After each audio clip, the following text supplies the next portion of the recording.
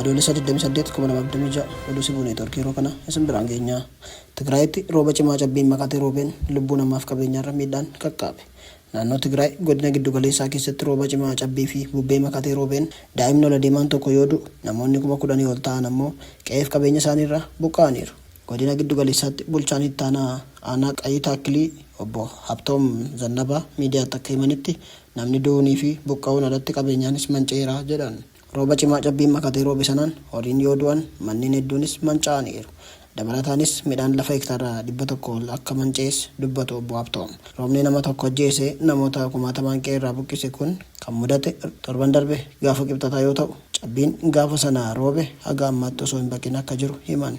Cabbii baay'ee hamaa arginee hin beeknedha kan nu mudate kan jedhan qondaalli naannichaa sun roobni gandoota aanichaa keessaa gandoota 5 keessatti miidhaa cimaa akka qaqqabsiise himan. Manca'insa oomisha qonnaa irratti qaqqabe naannicha duraan rakkoo lolaaf saaxilame keessatti haala wabii nyaataa caalaatti yaaddessaa taasiseera. Ooyiruu hektaara 1,059 irratti oomishni mishingaa, boqqolloo, nuugii fi oomishawwan biroon guutummaatti manca'aniiru. Dabalataanis hektaarri 115 kan jallisiidhaan misoomsanii turan harki 80 gadi miidhamuusaa eeraniiru.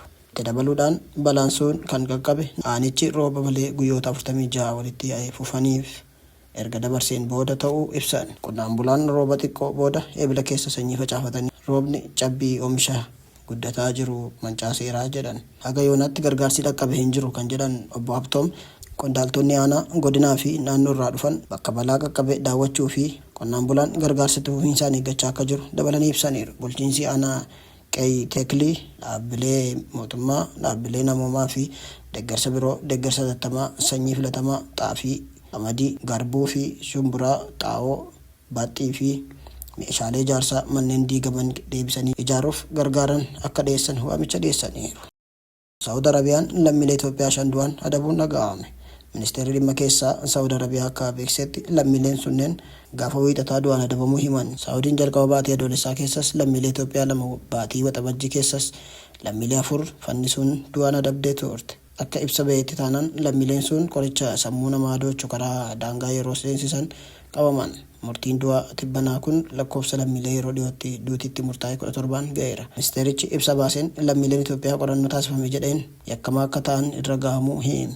Lammiileen sun murteen du'aa kan irratti darbe miidhaa qoricha sammuu namaa doochurra lammiilee fi jiraattota tiksuu fi jedheera. Ji'oota muraasa darban maatiin lammiilee qaamoleen garaagaraa yaaddoo ibsataniinis Saawudiin lammiilee du'an adabuu itti fufteetti. Ministeerri dhimma alaa Itoophiyaa ibsa torban 2 dura baaseen Saawud Arabiyaa keessatti lammiilee Itoophiyaa adeemsa seeraa jala jiranii fi murtee irratti darbe ilaalchisuun aangaa'ota biyyattii dhimmichi isaan ilaallatu waliin itti dhiyeenyaan mari'achaa akka jiru beeksisee ture. Murtee aangaa'ota Saawudii tibbanaa irratti ammatti gama mootummaa Itoophiyaan wanti jedhame hin jiru. Saawud Arabiyaan ji'oota 6 darban amajjii haga waxabajjii jiru keessatti lammiilee Itoophiyaa 7 du'an adabuu gartuun mirga namummaaf falmu Amnesty International ibsee turuun kan yaadatamudha. Mana hidhaa Hamiis Mushaayit jedhamutti qofa yoo xiqqaate lammiilee Itoophiyaa 63 ta'an murteen du'aatti muramee akka eeggataa jiran dhaabbilee idil addunyaa mirgoota namummaaf falman Amnesty International fi Human Rights Watch kana dura ibsaniiru. Ministeerri dhimma alaa Itoophiyaa ibsa akka lakkoofsa Itoophiyaatti adoolessa 6 2018 baaseen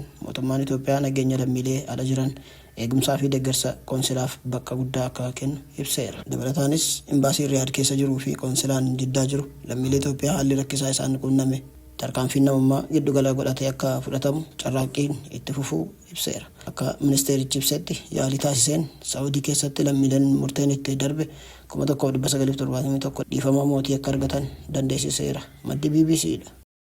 Zinedine Zidane leenjisaa garee Faransaay ta'uun muudame. Leenjisaan duraanii Real Madrid Zinedine Zidane leenjisaa garee biyyaalessaa Faransaay ta'uun muudamuu oduuleen ba'aa jiran ni mul'isu.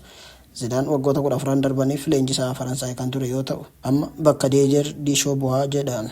Zidane bara 1998 waancaa addunyaa Faransaay waliin kan injifate yoo ta'u erga Real Madrid bara 2021 gadhiisee booda leenjisummaarraa fagaatee ture. Lammiin Faransaay ganna 54 kun taphataa Faransaay gootummaan maqaan isaa ka'uudha. Ga'umsi kun waliigaltee inni Faransaay waliin mallatteesseen wantoota ijoo raawwatu keessaa tokko biyyattiin gulaallii waancaa addunyaa 2030 akka milkooftu gochuudha. Zidane waa'ee muudamuu isaa irratti yaada kenneen nama boonsaa jedhe.